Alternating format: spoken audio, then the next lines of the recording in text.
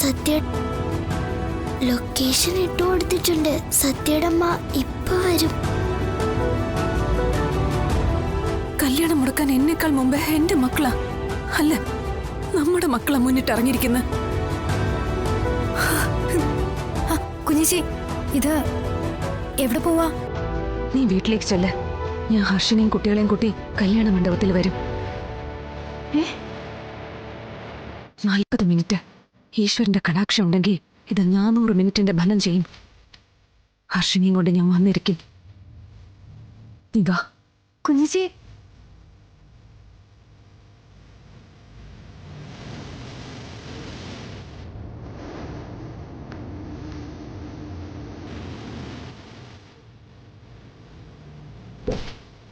കുഞ്ഞേച്ചി, ഞാൻ ഒറ്റയ്ക്ക് പോകണമെന്നാണോ കുഞ്ഞേച്ചി പറയുന്നത്? ഞാൻ പോകുന്നത് കുട്ടികളുടെ അടുത്തേക്കാ. അവരെയും കൊണ്ടേ ഞാൻ അങ്ങോട്ട് വരൂ. അല്ല കുഞ്ഞേച്ചി, കുട്ടികളെ ആരെങ്കിലും തിരക്കിയാലോ? ഈ കല്യാണ തിരക്കിനിടയിൽ അതൊന്നും ആരും ശ്രദ്ധിക്കില്ല. ഇനി ആരെങ്കിലും ചോദിച്ചാൽ തന്നെ അവിടെ എവിടെയെങ്കിലും ഉണ്ടാവുമെന്ന് പറഞ്ഞാൽ മതി. നോക്ക്, അത് കല്യാണ വീട്. എന്റെ ആക്സിഡന്റിന്റെ കാര്യമൊന്നും ആരോടും പറയാൻ നിൽക്കണ്ട.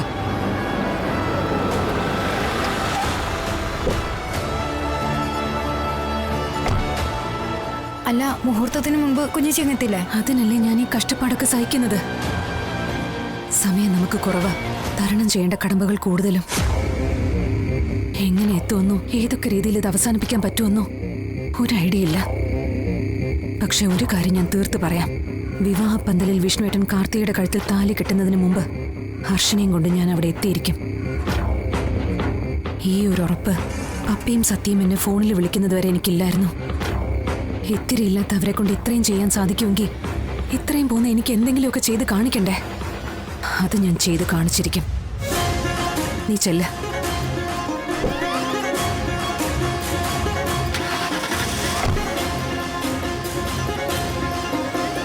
രാമേട്ടാ, കളക്ടറുടെ വാഹനമാണ്. അത് ഓടിക്കുന്നതിന് അതിൻ്റെതായ മാന്യതയുണ്ട്. അതൊന്നും നമ്മളിപ്പോൾ തുടങ്ങാൻ പോകുന്ന യാത്രക്കില്ല. ഏതാണ്ട് ഒരു 15 മിനിറ്റ് മുമ്പ് കടന്നുപോയൊരു വാഹനം പിടിക്കണം. പോയ വാഹനത്തിന്റെ ലൊക്കേഷൻ ഞാൻ തരാം. എന്താ രാമേട്ടാ, നമുക്കൊന്ന് ശ്രമിച്ചാലോ? മാഡം ധൈര്യമായിട്ടിരിക്കണം. മാഡം കണക്കൂട്ടുന്നതിന് 5 മിനിറ്റ് മുമ്പ് ഞാൻ സ്ഥലത്ത് എത്തിച്ചേരാം.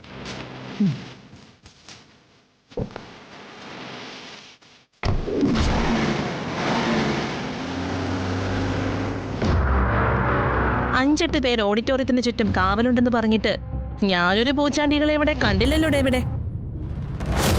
അല്ല, ഈ 5-8 പേരെന്ന് പറഞ്ഞത് ഒരോളത്തിനങ്ങ് പറഞ്ഞതായിരിക്കും അല്ലേ? ഓളവും പരപ്പും പുഴയൊന്നും ഞങ്ങൾക്കറിയില്ല. പക്ഷേ പറഞ്ഞ പോലെ 8 പേരും വന്ന് പറഞ്ഞ പണി എടുത്തു തുടങ്ങിയിട്ടുണ്ട്. മണ്ഡപത്തിലേക്ക് കയറുന്നവരെ സ്കാൻ ചെയ്ത് വിടുന്നതേ ദേ ലവനാ. അവന്റെ കണ്ണിന്റെ പവർ 4K ക്യാമറയ്ക്ക് പോലും കിട്ടില്ല. അതാ അങ്ങോട്ട് നോക്കണം മേഡം.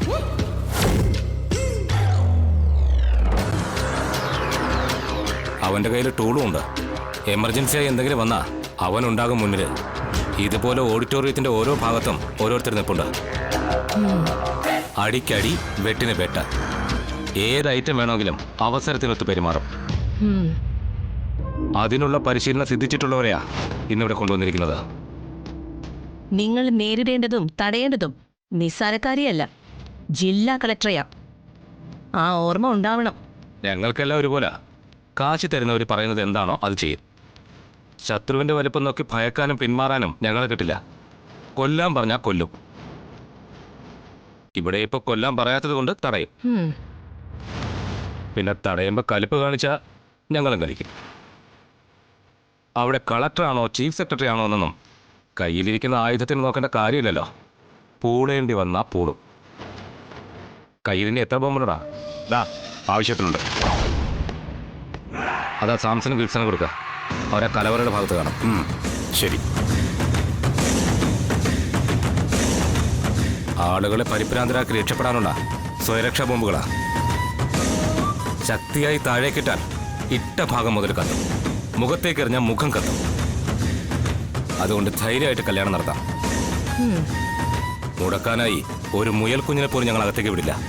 മുയൽ കുഞ്ഞെന്നൊക്കെ പറഞ്ഞ് സിംഹക്കുട്ടിയെ കൊച്ചാക്കലിടേവിടെ. ഇത് കുറുക്കന് ജനിച്ച് സിംഹക്കുട്ടിയ. കൗശലം അതുകൊണ്ട് തന്നെ അല്പം കൂടും.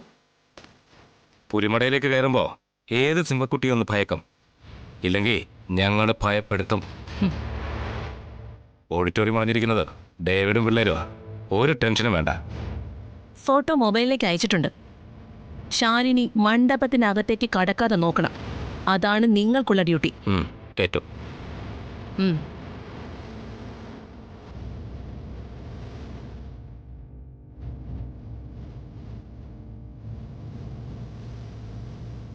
ഇതേ ഡേവിഡിന്റെ പത്മవ్యూഹമാ. ഇത് മുറിച്ചകത്ത് കിടക്കുവാൻ സാക്ഷാൽ ശ്രീകൃഷ്ണ ഭഗവാന് പോലും കഴിയില്ല. പിന്നെ ഒരു കളക്ടർ.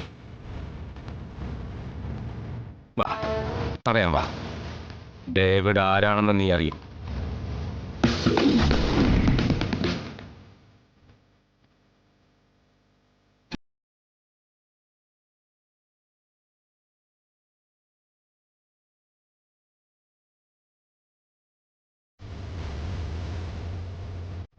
ഈ ലൊക്കേഷൻ കാണിക്കുന്നത് കുരിശുപള്ളിക്ക് സമീപമാണല്ലോ രാമേട്ട. നമ്മൾ പോകുന്നത് ആ റൂട്ട് തന്നെ മാഡം. ഒന്ന് ശ്രദ്ധിച്ചേക്കണേ രാമേട്ട. ഒരു തിരിച്ചു വരവിനോ കുറച്ച് സമയം അധികം ഓടാനോ നമുക്കിപ്പോൾ സാധിക്കില്ല. അത്തരം ഒരു സിറ്റുവേഷനിലൂടെ നമ്മളിപ്പോൾ പൊയ്ക്കൊണ്ടിരിക്കുന്നത്. എനിക്കറിയാം മോളെ, ആ ഒരു മുൻപതിയോട് കൂടി തന്നെയാണ് ഞാൻ വണ്ടി ഓടിക്കുന്നത്.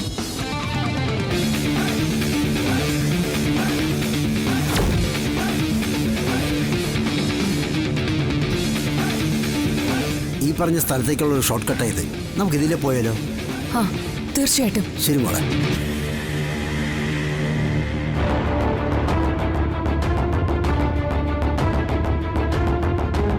കൃഷ്ണ രക്ഷിക്കണേ, ഈ കല്യാണം മുടക്കണേ. പപ്പി എന്താ പറയുന്നുണ്ടല്ലോ. ഞാൻ പറയല്ല സത്യ, പ്രാർത്ഥിക്കുക. എത്രയും പെട്ടെന്ന് നമ്മുടെ അടുത്തേക്ക് ചേച്ചിയമ്മ എത്തിക്കണമെന്ന്. എന്നാലല്ലേ അർച്ചനകളെയും കൊണ്ട് ചെന്ന് കല്യാണം മുടക്കാൻ പറ്റൂ. നമുക്ക് എത്താൻ പറ്റൂ സത്യ? പറ്റും. അതിനാണല്ലോ നമ്മൾ ഈ കഷ്ടപ്പാടൊക്കെ സഹിക്കുന്നത്. ബിഗ് ഫ്രണ്ട് ഇപ്പൊ വല്ലാത്ത സങ്കടത്തിലായിരിക്കുമല്ലേ? ശരിയാ, ഞാനുണ്ടായിരുന്നെങ്കിൽ എന്തെങ്കിലും പറഞ്ഞ് ആശ്വസിപ്പിക്കായിരുന്നു. ഇതിപ്പോ എവിടെ എത്തിക്കാണും? ഒരുപാട് ദൂരം പോന്നിട്ടുണ്ടാവില്ലേ? എത്ര ദൂരം പോന്നാലും ഹർഷണങ്ങളെയും കൊണ്ടേ നമ്മൾ പോളൂ. എന്റെ പേടി അതല്ല പപ്പി. അമ്മ തലയിൽ മുറിയും വെച്ചോണ്ട് വേണ്ടി വരാൻ. എവിടെയെങ്കിലും ഒന്ന് മുട്ടിയാ അമ്മയ്ക്ക് വേദനിക്കില്ലേ? ചോരയും വരും. അതൊക്കെ സത്യടമ്മ നോയിക്കോളും. അതിനേക്കാളും വലിയ കാര്യമല്ലേ ഇപ്പൊ ഇവിടെ നടക്കാൻ പോകുന്നത്. ആ കാർത്തിയാൻറ്റിയായിട്ടുള്ള കല്യാണം നടന്ന വിഷ്ണുച്ചന്റെ കാര്യവും പോക്ക, നമ്മുടെ കാര്യവും പോക്ക. അങ്ങനെയൊന്നും ഉണ്ടാവില്ല പപ്പി. ഈ കല്യാണം ഹർഷനങ്ങൾ മുടക്കിക്കോളും. ഇല്ലെങ്കിൽ ഹർഷനങ്ങൾ നമ്മളെ മുമ്പിൽ വന്ന് ചാടേണ്ട കാര്യമില്ലല്ലോ. അതെ, ഹർഷനങ്ങളുടെ കാറിൽ നമ്മൾ കേറിയപ്പോഴേ ഞാൻ വിചാരിച്ചതാ ഈ കല്യാണം മുടങ്ങൂന്ന്. അതെ, സ്വപ്നങ്ങളിലൊക്കെ അവിടെ നിൽക്കട്ടെ. ആദ്യ സമയത്തിന് അവിടെ എത്താൻ പറ്റുമോ നോക്കട്ടെ.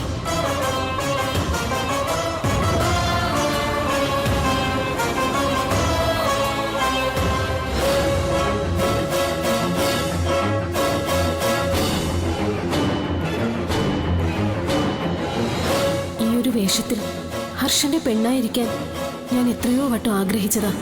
എന്നെയും ഈ വേഷത്തിൽ കാണണമെന്ന് ഹർഷൻ എത്രയോ വട്ടം പറഞ്ഞിരിക്കുന്നു. പക്ഷേ അവനെല്ലാം മറന്നു, എന്നെയും മറന്നു.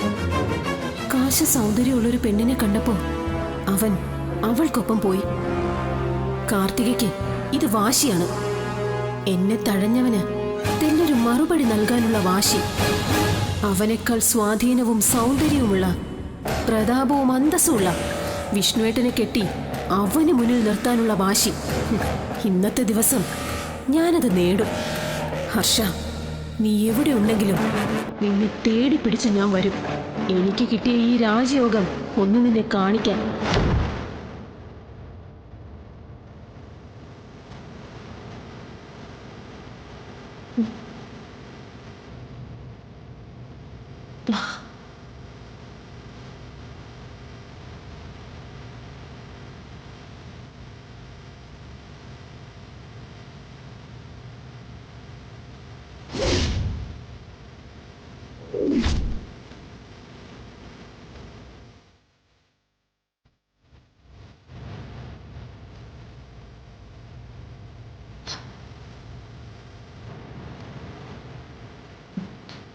എങ്ങനെയുണ്ട് വിഷ്ണുവേട്ടാ?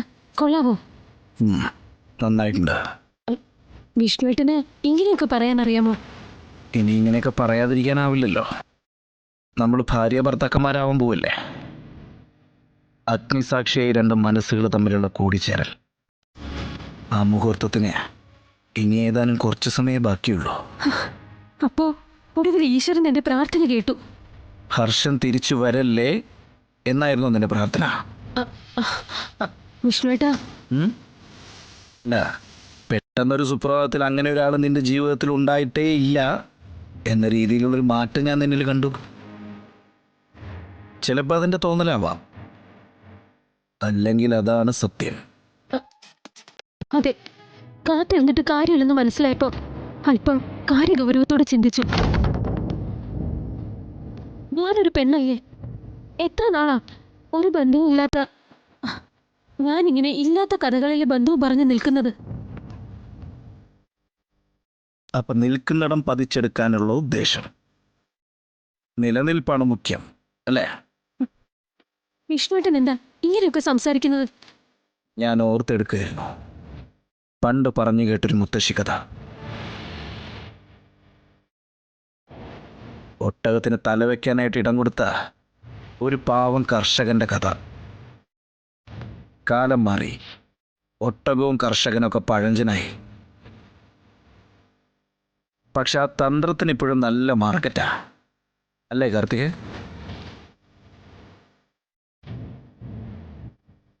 ഞാൻ നേരത്തെ പറഞ്ഞതൊന്ന് ആവർത്തിക്കുക. കിട്ടാൻ പോകുന്ന സൗകര്യങ്ങളും സൗഭാഗ്യങ്ങളും ഓർത്ത് നിന്റെ മനസ്സ് വളരെ വളരെ സന്തോഷത്തിലാ.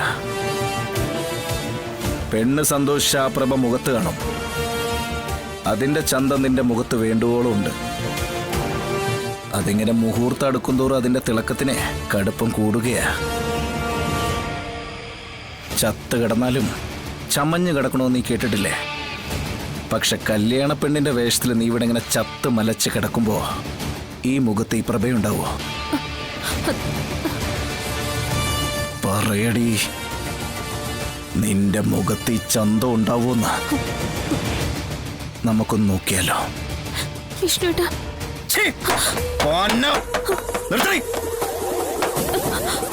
നീ എന്റെ ഭാര്യയാവാൻ പോകുന്നുള്ളല്ലേ? ഭർത്താവിന്റെ സംശയങ്ങൾ തീർത്തു കൊടുക്കേണ്ടത് ഒരു ഉത്തമയായ ഭാര്യയുടെ കടമയാ.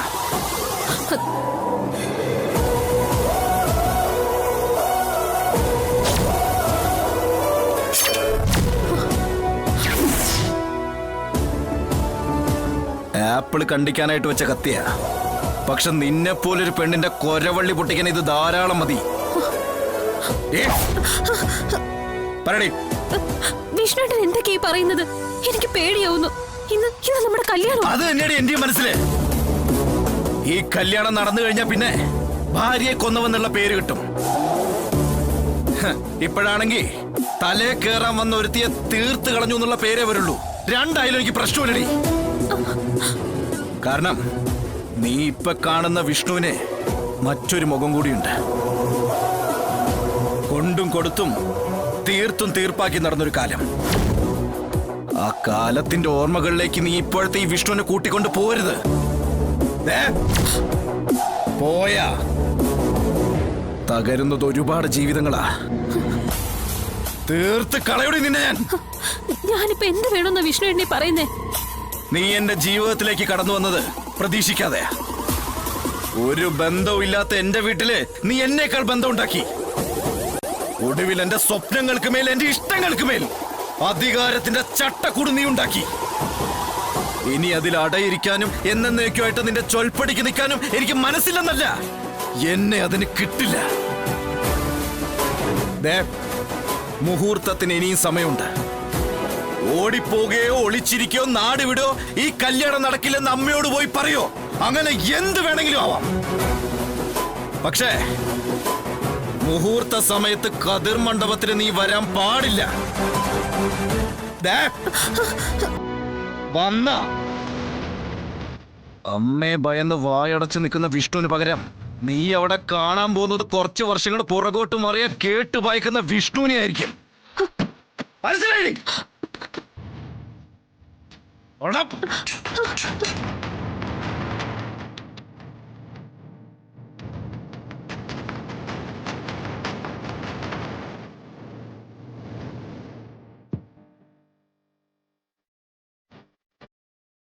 ഇനി ഞാൻ പറഞ്ഞതനുസരിക്കാതെ നീ കതിർ മണ്ഡപത്തിൽ വന്നു എന്ന് വിചാരിക്കുക.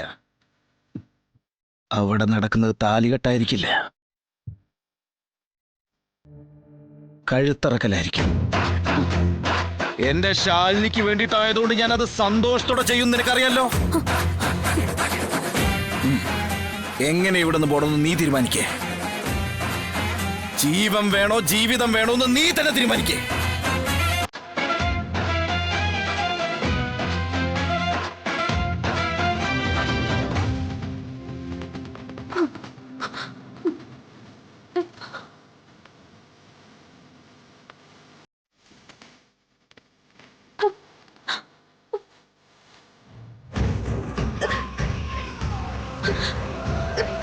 മധുശ്രീ, എന്താ നീ എന്തിനാ കരയുന്നേ? എന്താ മേക്കപ്പുകാർക്ക് പണി കൂട്ടാനായിട്ട് നീ മോങ്ങാതെ കാര്യം പറയണ്ടേ? വിഷ്ണുവേട്ടൻ വിഷ്ണുവേട്ടൻ വിഷ്ണുവേട്ടൻ എന്താ പറ്റിയേ? വിവാഹപ്പന്തലിൽ ചെന്ന് എന്നെ കൊന്നുകളയുമെന്ന്. വിഷ്ണുവേട്ടന് കൊല്ലാനും തല്ലാനും നടത്ത ഒരു ഭൂതകാലം ഉണ്ടെന്ന്. അത് കേട്ട് നീ പേടിക്കൊന്നും വേണ്ട. വട്ട് കളിച്ച് നടക്കുന്ന പ്രായത്തിൽ കാണിക്കുന്ന ഒരു തരം വട്ടുകളി. അല്ലാതെ ആളെ കൊല്ലാനും തല്ലാനും ഉള്ള ഗഡ്സ് ഒന്നും നിന്റെ വിഷ്ണുവേട്ടനില്ല. നല്ല പേരുള്ള ഗുണ്ടകൾക്കൊപ്പം നിന്ന് ഒന്ന് മുട്ടിയിട്ട് പോലുമില്ല. അതിന്റെ ഒരു കുറവുണ്ട്. ആരെങ്കിലും ഒന്ന് അറിഞ്ഞു പെരുമാറിയാ അതങ്ങ് മാറിക്കോളും. ഈ സന്തോഷത്തോടെ മണ്ഡപത്തിലേക്ക് വാ. ബാക്കിയൊക്കെ നമുക്ക് തട്ടേ കയറിട്ട് പ്ലാൻ ചെയ്യാം. മധുശ്രീ, വിഷ്ണുവേട്ടൻ നല്ല ചൂടില്ല മധുശ്രീ. എനിക്കാകെ പേടിയാവുന്നു. ആ ചൂട് തണുപ്പിക്കാനുള്ള വഴിയൊക്കെ മണ്ഡപത്തിൽ തന്നെ ഒരുക്കിയിട്ടുണ്ട്. ഇനി അതും മറികടന്ന് നിനക്ക് എന്തെങ്കിലും സംഭവിച്ചാ അത് നിന്റെ വിധിയാണെന്നേ പറയാൻ പറ്റൂ. മുഹൂർത്ത സമയത്ത് തന്നെ നീ മണ്ഡപത്തിലെത്തണം. ആരാ നിന്നെ തടയാൻ വരുന്നതെന്ന് ഞാനൊന്ന് നോക്കട്ടെ.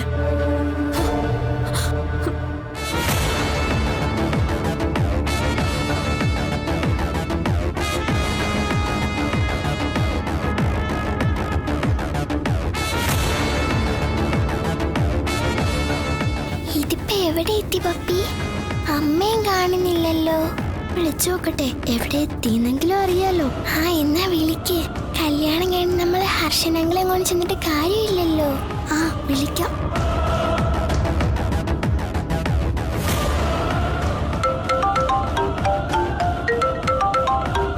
പറ മോളെ.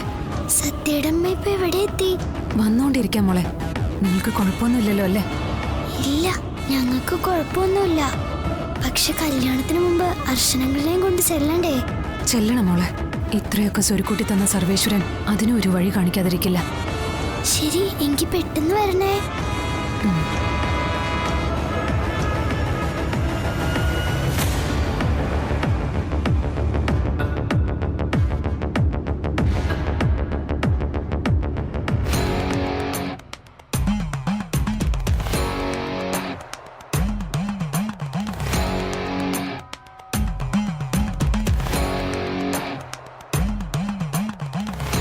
ഇത് സത്യാമ്മയുടെ വാശിയുടെ പുറത്ത് നടത്തുന്ന കല്യാണോ? അതുകൊണ്ട് നടന്നു. അതെന്താ നീ അങ്ങനെ പറഞ്ഞേ? ആ ചെറുക്കന് ഒട്ടും ഇഷ്ടമല്ലെന്നേ ഈ കല്യാണത്തിന്. ഇഷ്ടമല്ലാത്തോണ്ടാണോ അവൻ അവളെ എവിടുന്നോ വിളിച്ചോണ്ട് വന്നേ? അതെ, ഈ കാർത്തികയുടെ അച്ഛനും അമ്മയാ ദേ ആ നിൽക്കുന്നത്. സത്യാമ്മയുടെ കുടുംബമായിട്ട് ചേരാൻ പറ്റുന്ന കൂട്ടരൊന്നും അല്ലെന്നേ. പിന്നെ ഈ ചെക്കൻ പോയി അതിക്രമം കാണിച്ചതിന്റെ പുറത്ത് സത്യാമ്മ സമ്മതിച്ചെന്നേ ഉള്ളൂ. അപ്പൊ ഈ ശാലിനി കളക്ടറെ ആ പെണ്ണിനെ അപ്പോ ഈ വിഷ്ണു ഉപേക്ഷിച്ചതാണോ? അതിനെന്താ നിങ്ങൾ മറുപടി പറയാത്തത്? ആ കൊച്ചിനെ നിയമപരമായി ഉപേക്ഷിച്ചതാണോന്നാ ഞാൻ ഈ ചോദിക്കുന്നത്. അതെ, സത്യാമ്മ വരുന്നുണ്ട്. ദേ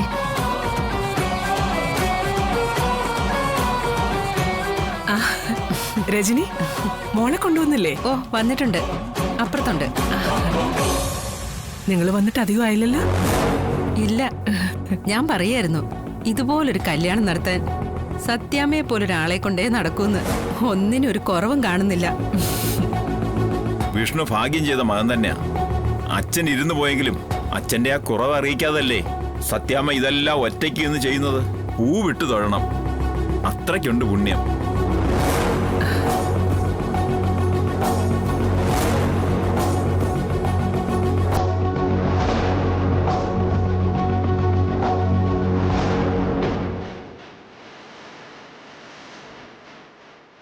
അച്ഛാ വാ അങ്ങോട്ട് ഇരിക്കാം.